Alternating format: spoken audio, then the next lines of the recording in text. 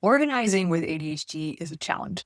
And if you find it challenging, that's what I'm going to talk about today. Ways that we can make it fit your brain so it actually helps. You can actually get excited about organizing and not feel like it's not enough, like you're not doing enough.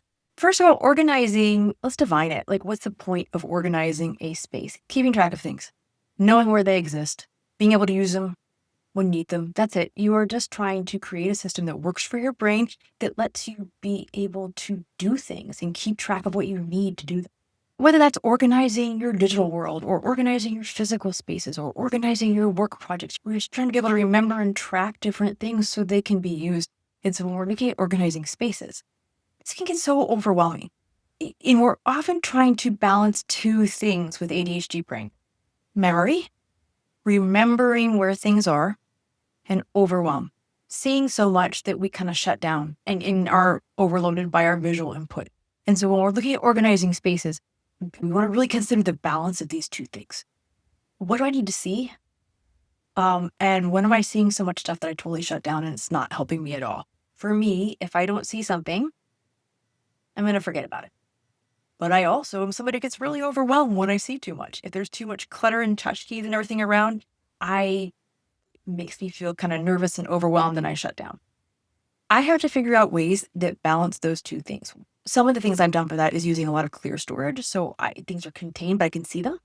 I have this clear shoe hanger and I have them hang on like every door. So in the kitchen, they're holding snacks and bouillon and all different kinds of things, but I can see it all at once, but it's not overwhelming to me because it's kind of contained. Same with like my toiletries and things are all in clear open bins, so there's not high friction for me getting things out. Everything, all my storage is clear. When you're using storage, also consider the depth of something. If you have a really deep container and lots of small things in it, that becomes really hard to retrieve things and find them. If you need something frequently, you've got this very deep container you always have to dig through. Even having a more shallow, like 2 shallow containers might help you organize that in a way that helps you retrieve things to use them and works for your brain. Label everything if that helps your brain. I don't deal with this as much anymore, but with my clothes and drawers, they would always migrate. I just didn't have in my brain that like, okay, these short sleeves are in this drawer or the underwear's in this drawer. It didn't stick for me. And so little by little things would migrate. I would be in a rush putting things away and then I would have like a hard time finding things because they would all be in different drawers. You could label the outside of the drawers, a reminder of what went in there. That doesn't make sense to somebody whose brain works differently, right? If they see like, why would you need to label your drawers? This is just where the socks go. If you need to be organized differently to help support your memory or your overwhelm, do it. Create spaces that support your function.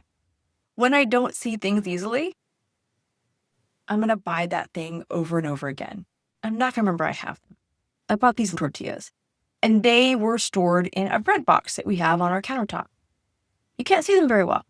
My husband said, wow, you have a lot of these.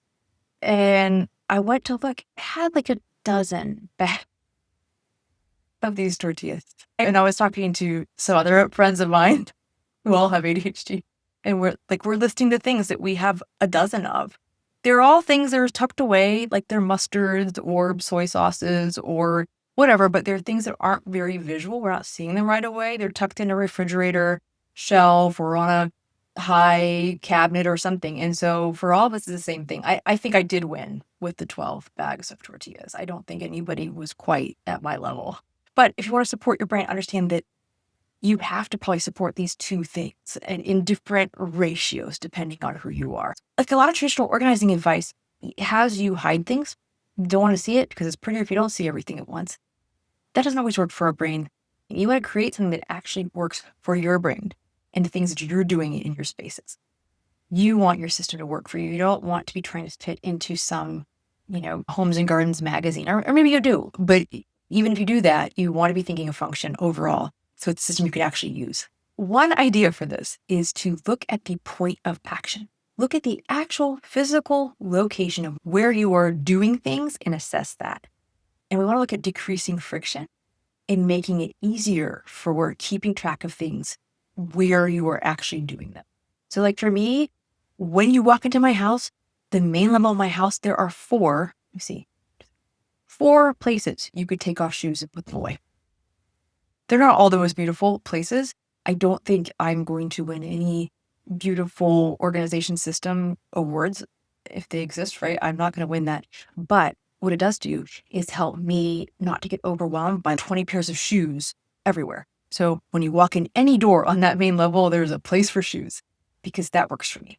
We also have like a box of sunscreens on the fireplace. Why? It's very close to a door that usually my children are leaving when they're going places. And so that's a place, a last ditch effort where we could be like, hey, put on sunscreen before you go out. And that is where it's happening because that is where I'm most likely to be reminding them of that. Does it make sense to have on the fireplace? To me, it does. It's not like laying everywhere. It's not out on a counter. It's not too much for you to look at. It's got a spot.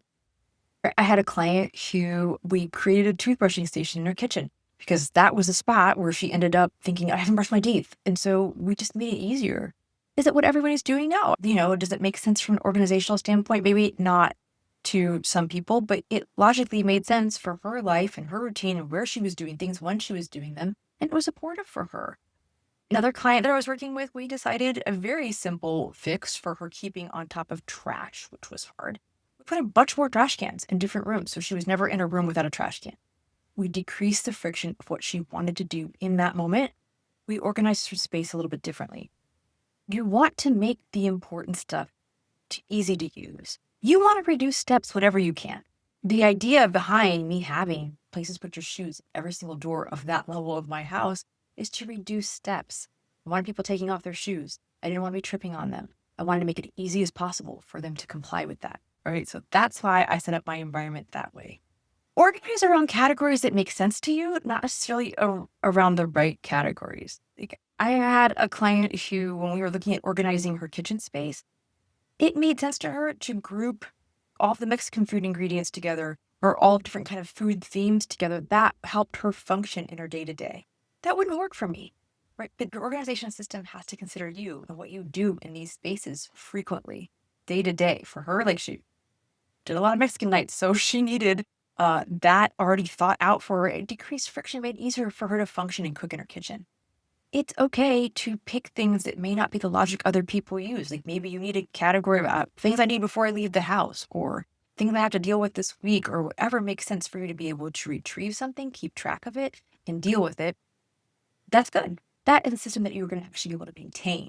And that's what we want. One of the things I always struggled with was losing my keys, like to the point where multiple times a month calling my best friend, I can't leave the house. I can't find my car key. I'm late to this appointment, in tears because it was so stressful. One of the ways that I kind of learned to work with that, which is probably intuitive for a lot of people, they don't need to think about how to work with this, is having drop zones for things. So think about when you walk in a space, when you transition to a space, what you want that drop zone to have space for to collect. Obviously, for me, the keys were important because I needed to have a system where I could find my keys. And I was always looking for them. Your phone, maybe bills and papers, shoes, backpacks, whatever it is, it can be really helpful to create a space where you can drop those things before they go to their ultimate destination. If your office where you pay bills is up on the second floor and you walk in, you're not likely to be like, okay, let me run up and put these bills up here. Let me go put this backpack over these shoes over here. Create spaces that make it easy for you to transition into your new environment. And then probably a system for going back and retrieving those things, or, at least knowing that they live there when you need them next. Another big thing when you're thinking about organizing for ADHD, organizing for your brain, is like, consider good enough. Maybe you would really love to be this hyper organized, super Pinterest ready person, and maybe you will be. It doesn't have to be either or, but focusing on function. When we look at organizing system, often the aesthetic is what's emphasized. Oh man, it's beautiful, highly organized. It just looks so fresh and nice, and it's great. But real life is a little messier, and real life with ADHD is more messy, and real life with ADHD kids is even messier. And so we want to primarily focus on function when you're looking at how you organize spaces, how you organize your home, how you organize your digital spaces, how you organize projects. We want to look at what you actually get done and find a system for retrieving what you need for that and keeping track of it. That's organizing. That's the heart of it. The beautiful part is great, and it can make you feel really happy in a space. When you're working with your brain, keep function first, see what else can fit in that. Which brings me to another part of organizing for ADHD is that no matter what amazing system you come up with, these systems need resets, like frequently. I had a friend and every night they would do a 10-minute tidy. I never did it. I wanted to be the person that did it. It didn't work for me. And so it's okay if like your system is a little more sporadic. It's not necessarily as systemized as other people, but you'll need something. You'll need something. And if you have a hard time remembering it, a hard time doing it, you'll need some way to remember. Like, okay, this is a time that I'm going to reset the system. You know, maybe you'll just do it by sight. But for most of us, we need a little more structure to be able to maintain it in a way that's actually going to actually keep using it. So think about what works for you for maintaining a system, no matter what you're creating, and work that into your normal routines. Maybe it won't be every day, but it could be once a week. It could be a couple times that you set in a timer. You need to find what works for you, what's doable for you. If it's hard for you to remember this reset, you might want to schedule it in or find some way to help you remember, okay, this is my time to maintain this system, to reset things, because you'll need to, no matter how great you did at categorizing things, organizing them, and ordering them. Life is messy and they're going to kind of slide. And it's important to go back and even look if it's working for you. But also, if it is working for you, go back and reset. You'll need to. Thank you so much for joining me today, talking about organization and our ADHD brains. If this is tricky for you, you are not alone. If you need help doing it, there's a couple ways I can help. Subscribe here. You'll learn more. You'll get more notifications when I put out new content here. I also continue to work with individual clients as well as my group coaching program. Both of those are linked. So check those out and find out the ways we can work together. Thank you for joining me. I'll see you next time.